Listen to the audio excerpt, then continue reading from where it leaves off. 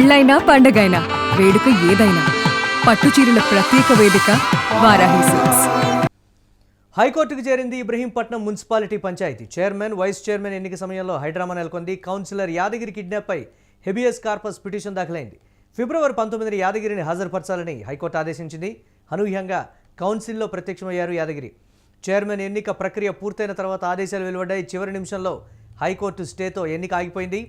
High court స్టేతో ఫలితంపై ప్రకటన వాయిదా పడినటువంటి పరిస్థితి అయితే ఉంది. దీనిపై మరిన్ని అప్డేట్స్ మా కరెస్పాండెంట్ సతీష్ అందిస్తారు. సతీష్, హైడ్రామా మధ్య ఇబ్రహీంపట్నం మున్సిపాలిటీకి సంబంధించి చోటు చేసుకున్నటువంటి పరిణామాలు, రాచకొండ యాదగిరి కిడ్నాప్ అయ్యాడనేటువంటి ఒక మాటతోటి దీనికి సంబంధించి కోర్టు ఇచ్చినటువంటి స్టే, అలాగే ఫలితం కూడా వాయిదా పడినటువంటి పరిస్థితి ఉంది. ఏంటి దీనికి సంబంధించి ఎలా చూడాలంటారు దీన్ని?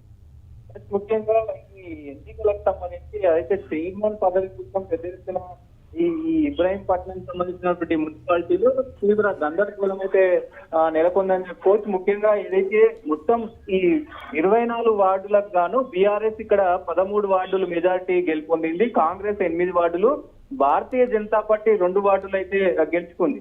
దాని తర్వాత ఒక స్వతంత్ర అభ్యర్థి కూడా ఉన్నారు. సో ఇక్కడ మెజారిటీ ఆఫ్ ద వార్డ్స్ కూడా మొత్తం బీఆర్ఎస్ కు సంబంధించిన పరిస్థితి ఉంది. బీఆర్ఎస్ కు వచ్చినాయి.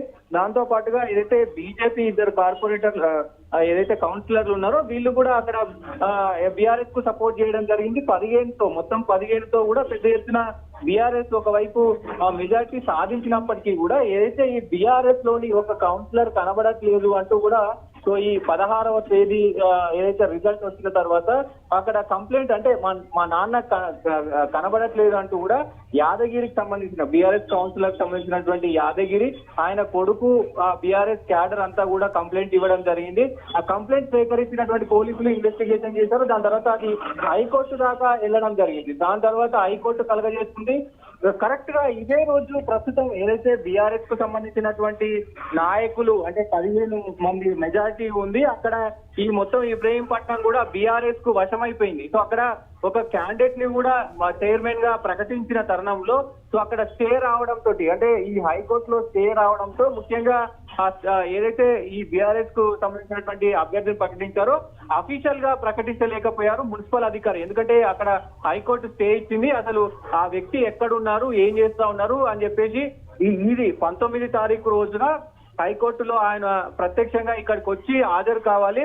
ఆయన ముఖ్యంగా ఆయన ఎక్కడున్నారు, ఎందుకు ఆయన కిడ్నాప్ అయ్యారు, ఏంటి అనేది మొత్తం డీటెయిల్స్ ఇవ్వాలి. కోర్టుకు నేరుగా వచ్చి ఆయన హాజరు ఇవ్వాలి అని చెప్పి ఇక్కడ స్టే ఇవ్వడం జరిగింది. ఏదైతే ఈ ప్రక్రియలో భాగంగా ఏదైతే ఈ మున్సిపల్ చైర్మన్ ప్రక్రియలో భాగంగా ఏ అంశాలపై జరిగినాయో మొత్తం కూడా అవన్నీ ఇప్పుడు ఆపేయాలి, మీరు అది ఎక్కడ ఉన్నట్లుగానే అక్కడికే ఆపేయాలంటూ కూడా హైకోర్టు స్టే ఇవ్వడంతో ఒక్కసారిగా బీఆర్ఎస్ నాయకులు ఇక్కడ షాక్ తిన్న పరిస్థితి కనబడతా ఉంది.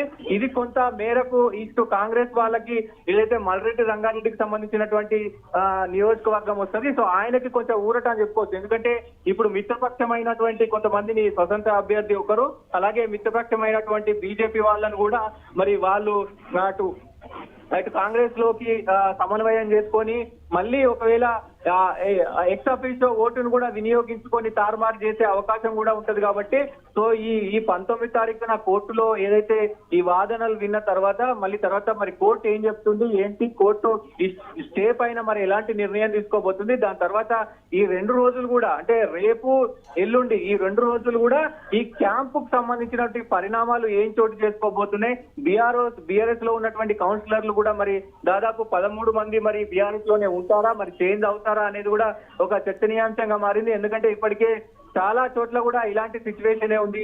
ఒక్కొక్క ఓటు కూడా చాలా విలువతో కూడినటువంటి ఓటుగా పరిగణిస్తా ఉన్నారు. సో మొత్తం మెజారిటీ వచ్చిన రాచకొండ యాదగిరి బయటకు వచ్చిన తర్వాత సరే కౌన్సిల్లో ప్రత్యక్షమయ్యారు, బాగానే ఉంది. బయటకు వచ్చిన తర్వాత ఏమైనా మీడియాతో మాట్లాడి అదృశ్యమైపోయినటువంటి దానికి సంబంధించి అదృశ్యమయ్యారా, లేకపోతే కిడ్నాప్ అయ్యారా అనే దానికి సంబంధించి ఏమైనా క్లారిటీ ఇచ్చేటువంటి ప్రయత్నం చేస్తున్నారా సతీష్? దీన్ని ఎలా చూడాలంటారు మనం? అంటే ముఖ్యంగా ఇక్కడ 2 ఒకటేసారి జరిగిందని చెప్పుకోవచ్చు. ఆయన ఏదైతే ఈ 12:30కి ఈ కౌన్సిలర్ చైర్మన్ సంబంధించి ఈ మీటింగ్ ఉందో అంటే ఈ ఎన్నుకునే ప్రక్రియ ఉందో ఆ ప్రక్రియ సమయానికి ఆయన అక్కడికి చేరుకున్నారు హఠాత్తుగా. సో సో అక్కడ చేరుకున్నారు. లోపల అంతా కూడా సవావుగా చైర్మన్ ఎన్నిక జరిగింది, అంతా అయిపోయింది. కానీ కరెక్ట్ గా 1 గంటకు కోర్టు స్టే ఇచ్చింది దీనిపైన. సో ఆయన బయటికి వచ్చి నేను బీఆర్ఎస్ లోనే ఉన్నాను, నేను ఎక్కడ పోలేదు అని చెప్పినా గానీ ముఖ్యంగా మరి ఎలాంటి సమాధానం, ఇప్పుడు స్టే ఇచ్చింది కాబట్టి ఎవరు కూడా ఏం మాట్లాడలేని పరిస్థితి అయితే ఉంది.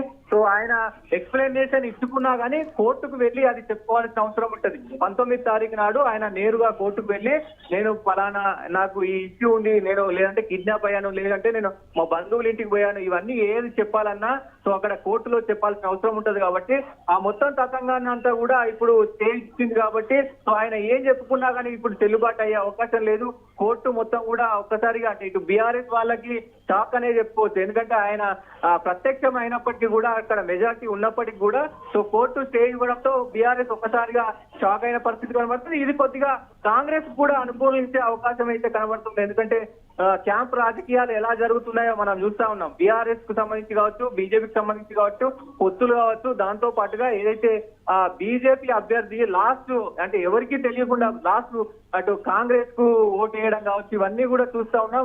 విచిత్రాలు అయితే జరుగుతా ఉన్నాయి. మరి ఈ కోర్టులో హాజరైన తర్వాత కూడా మళ్ళీ ఎన్నుకుంటారా, లేకపోతే ఇప్పుడు ఉన్నటువంటి కౌన్సిలర్ బీఆర్ఎస్ సంబంధించినటువంటి ఏదైతే చైర్మన్ ఎన్నుకున్నారో ఆ చైర్మన్ ని ఉంచుతారా అనే దానిపైన కూడా చాలా ఉత్కంఠ అయితే ఉంది.